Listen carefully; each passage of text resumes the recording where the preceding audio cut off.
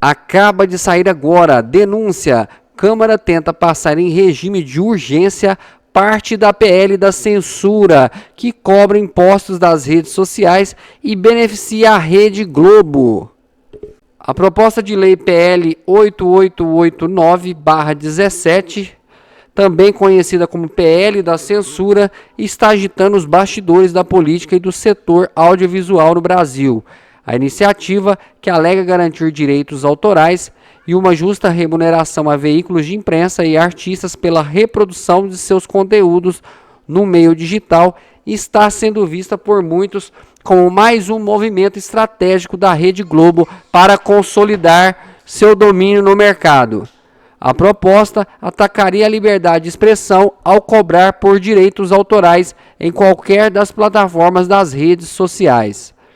A proposta tem encontrado forte resistência entre parlamentares. O deputado Nicolas Ferreira foi um dos mais vocais opositores, denunciando a PL como um favorecimento claro à Rede Globo.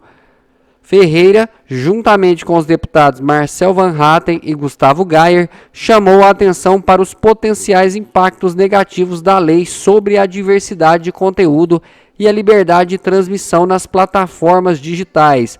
Segundo esses parlamentares, a implementação da PL prejudicaria novos players no mercado de streaming e consolidaria ainda mais o monopólio da Globo, restringindo a variedade e a liberdade que os consumidores têm atualmente. Outro ponto polêmico é o aparente apoio do presidente da Câmara, Arthur Lira, à PL, que gera especulações sobre pressões e lobbies intensos vindo da Rede Globo. Mesmo com alegações de interesses legítimos no que tange à proteção de direitos autorais no meio digital, críticos apontam que a PL serve mais para proteger e expandir os interesses comerciais da Globo. A votação e discussão em torno da PL 8889/17 promete ser intensas. De um lado, há argumentos sobre a necessidade de adaptar a legislação aos tempos digitais e proteger direitos autorais de conteúdo.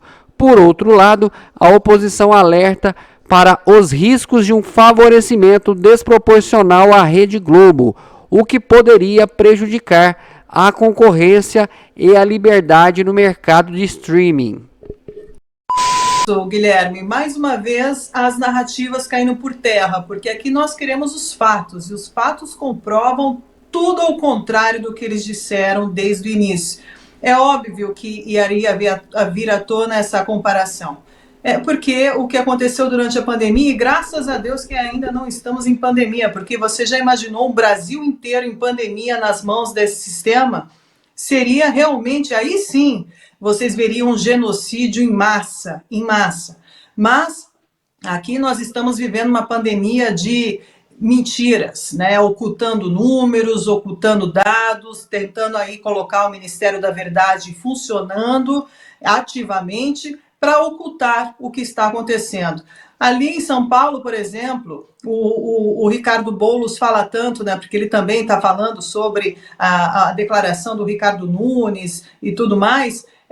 Ali a gente tem um problema muito grande, porque o próprio Lula não conseguiu coordenar nem mesmo a dengue, nem ele e sua ministra da Saúde, Nízia Trindade, que desapareceu do mapa. Talvez esteja aí fazendo lobby com o Tedros Adhanom e todas o OMS, todos esses órgãos aí transnacionais que estão tentando ditar ordem para o povo brasileiro, em modo que nós percamos a nossa soberania.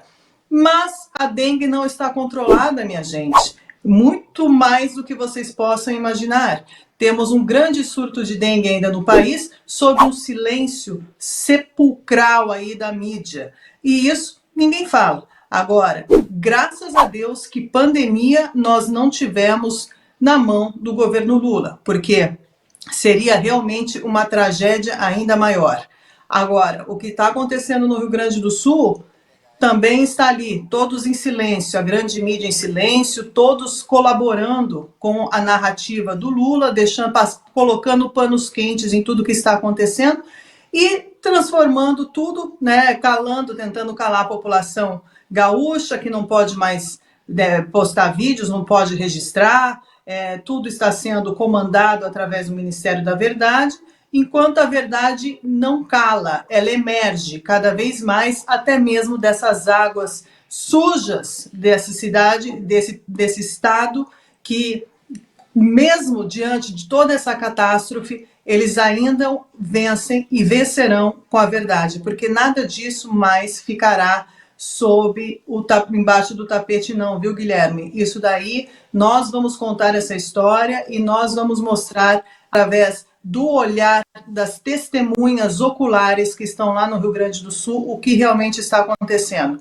O que o Bolsonaro fez e pelo país hoje todos se recordam com muita saudade, porque embora ele enfrentou essa mídia que foi realmente criminosa em relação ao presidente Bolsonaro, injusta, mentirosa, ocultando fatos, manipulando e distorcendo, quando ele fez sim, no momento certo, tudo que ele podia fazer, muito mais adiante até mesmo dos países europeus, hein?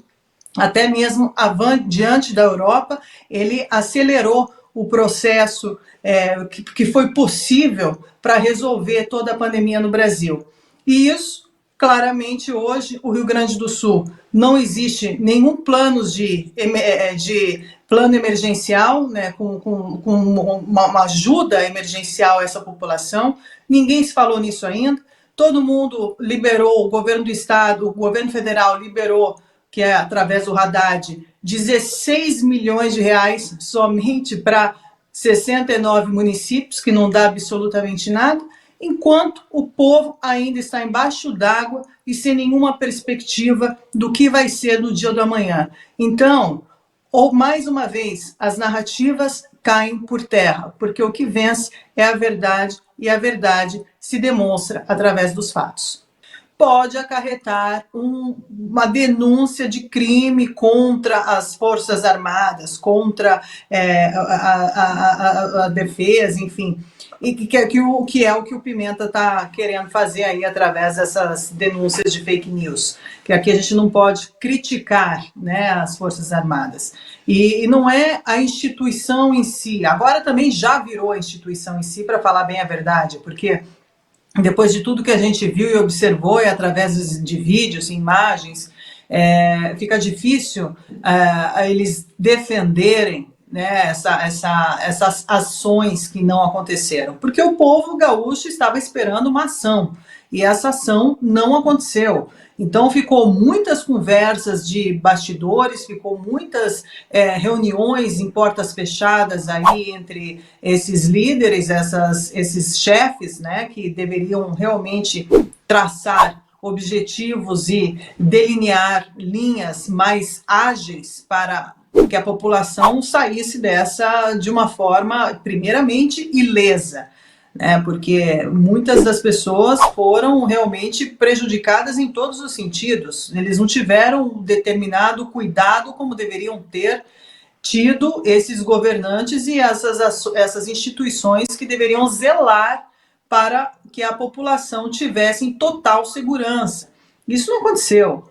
Isso não aconteceu, e isso vai ser revelado através do número de mortos, que ainda não está claro. Não está claro. Esse número de mortos que hoje aumentou para 148, mas são números muito baixos em relação ainda com essas águas altas, e estão falando que está sendo subestimado esse número de mortos. Então, isso é um outro ponto também que a gente vai ter que observar quando as águas começarem a baixar. E quando começaram a baixar, não sabemos, porque temos aí previsões ainda de chuva. A gente está vendo que o Uruguai e a Argentina também estão sendo prejudicados em relação ao que está acontecendo no Rio Grande do Sul, porque o Rio Uruguai também subiu bastante. Já entrou as forças armadas aí do Milei, que ele já mandou uma proteção aí, uma tropa aí para ajudar a logística e tudo que acontece aí no Rio Grande do Sul.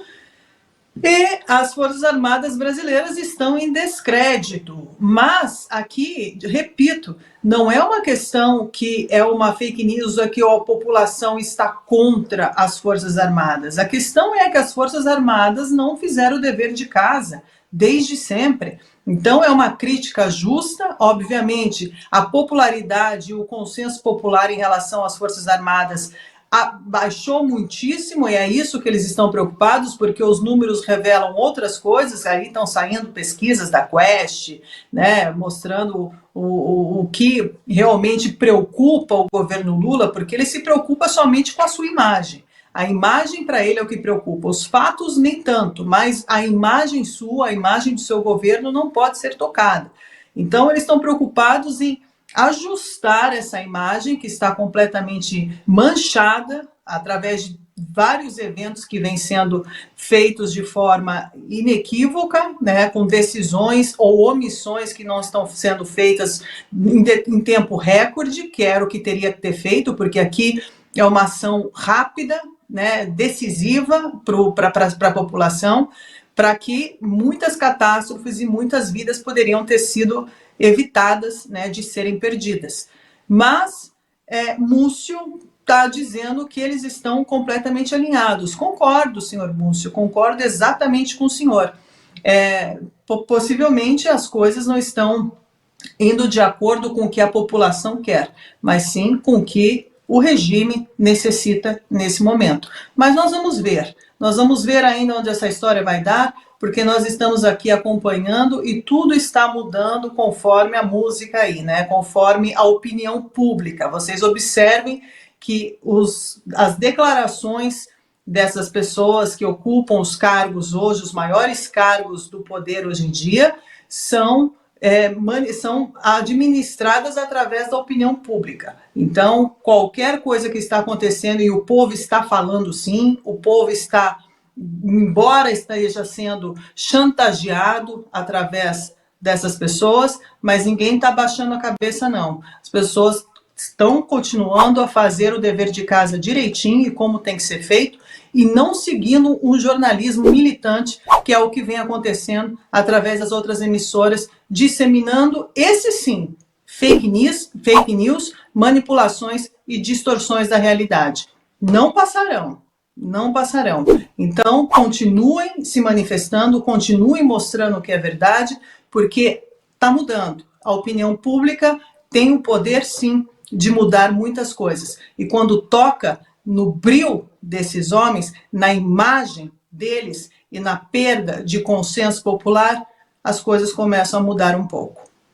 Karina, muito bem pontuado pela Karina aí, Serrão, a questão do descrédito das Forças Armadas, né? A gente vê pela nossa audiência, pelo nosso chat aqui, muita gente criticando as Forças Armadas, e como a Karina bem falou, não é de hoje, né, Serrão? Você é uma pessoa que sempre comenta muito sobre as Forças Armadas no país e a atuação deles nos últimos anos, mas especialmente com o governo Lula, caiu demais o nível, né, Serrão? E a gente pôde ver mais uma vez agora, diante dessa tragédia no Rio Grande do Sul, com o adendo de que também José Múcio, ministro da Defesa, reclama das redes sociais, para variar, né, Serrão?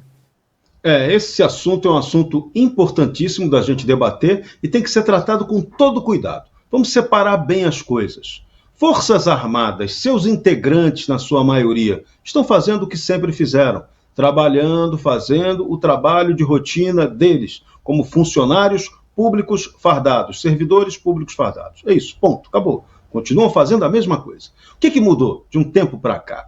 O desgaste imagético da instituição militar, sobretudo o Exército, mas aí o desgaste vai para todos, Marinha, Exército e Aeronáutica, na questão política. Os militares falharam no pós-8 de janeiro, aquilo gerou um desgaste de imagem. Você ter a imagem do seu exército entregando pessoas para serem presas, para entrar, entre no ônibus que está tudo tranquilo, você vai ser liberado.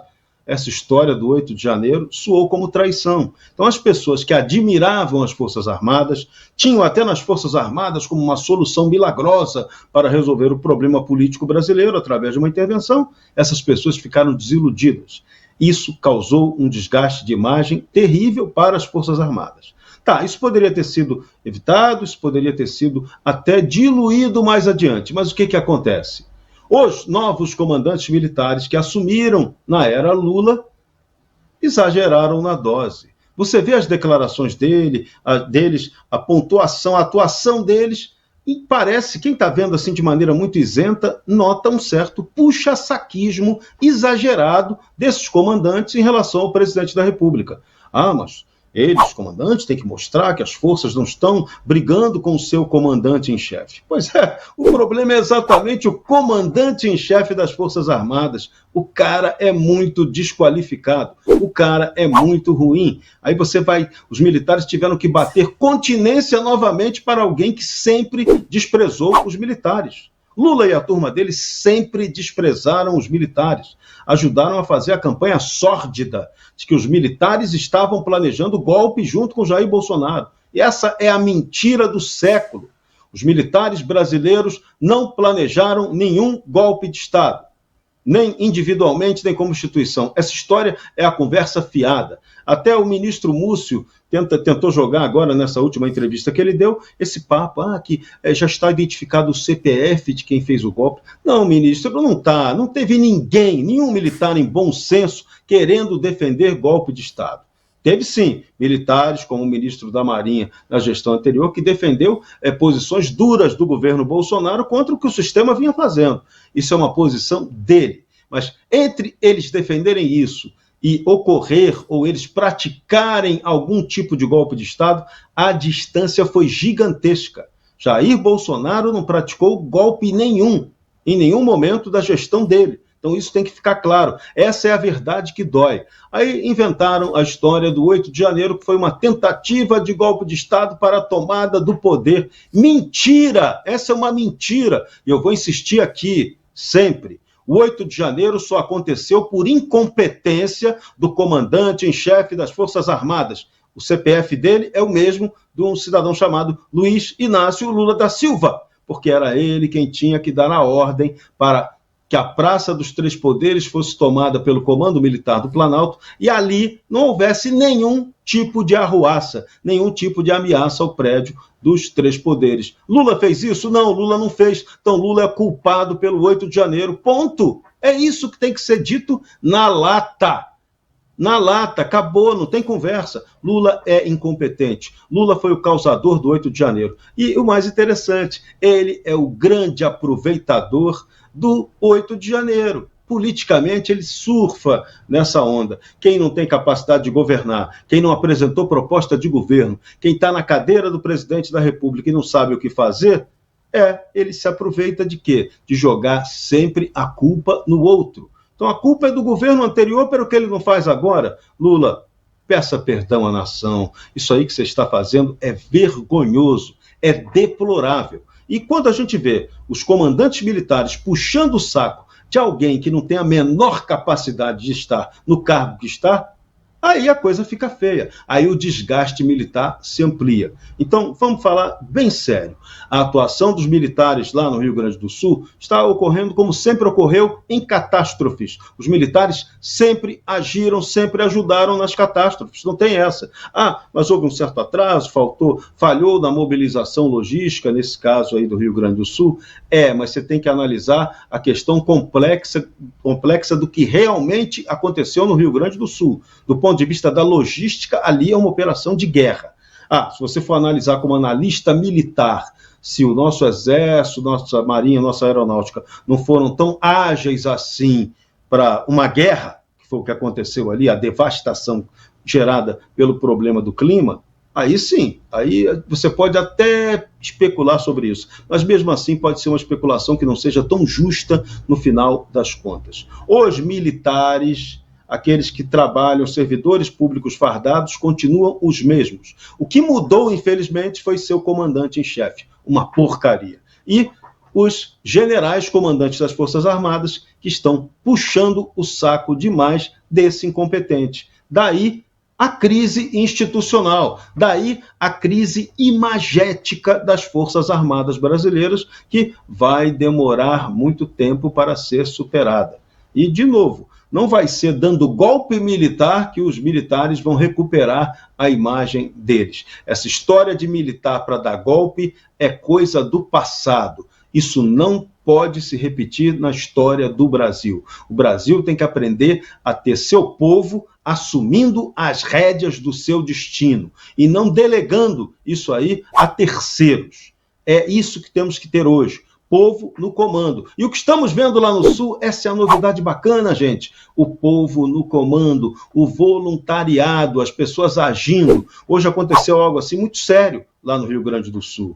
De manhã, a repórter da Rede Globo, Luísa Sveiter, ela quase não conseguiu fazer a entrada dela ao vivo no programa da Ana Maria Braga, porque o pessoal cercou-a e partiu pesado para cima dela. Vocês têm que dizer que são os voluntários que estão agindo. Não é fake news que o civil está ajudando o civil. Então vocês têm que espalhar esse conceito. E puseram isso para a repórter.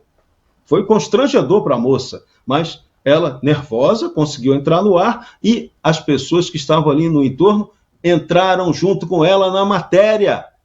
Ela querendo ou não querendo, as circunstâncias impuseram, a verdade se impôs. Então, esse que é o dado importante da realidade. Então, todo mundo está imbuído pelo bem do Rio Grande do Sul. Mas quando você tem um governo federal que é incompetente, quando você tem uma estrutura estatal brasileira que é canalha, você tira dinheiro dos estados que produzem e não devolve a esses estados a verdadeira contrapartida. O Rio Grande do Sul está perdido numa dívida estadual absurda, não tem como fechar a conta. Aí agora vem uma moratória de Araque dada pelo ministro Haddad, moratória só de juros, não é uma moratória do principal da dívida. A dívida continua, uma hora ela volta a ser cobrada e arrebenta o estado do Rio Grande do Sul, que vai demorar a se recuperar. Situação da indústria, situação produtiva, da agricultura, vai demorar a se recuperar. Ali vai ter que ter um grande esforço de união nacional e até internacional para aquilo dar certo. Mas